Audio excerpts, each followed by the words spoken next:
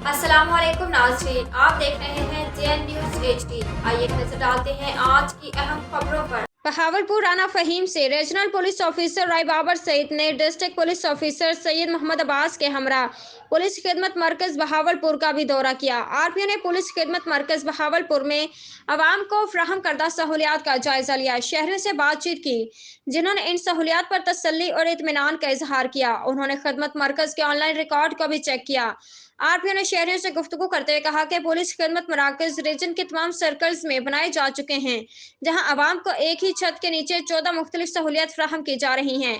इस निज़ाम की बदौलत आवाम को डिस्ट्रिक्ट ऑफिस, पुलिस स्टेशन या दीगर दफातर के चक्कर लगाने से बचाया जा रहा है। उन्होंने मजीद कहा कि आईजी पंजाब की हिदायत के मुताबिक कम्युनिटी पुलिसिंग को फरोग देने के लिए कोशिशां हैं। आवाम और पुलिस के दरमियान दूरियां खत्म करने और आवाम को उनके दहलीज पर सहूलियत फ्राहम करने के लिए हंगामी बुनियादों पर काम कर रहे हैं।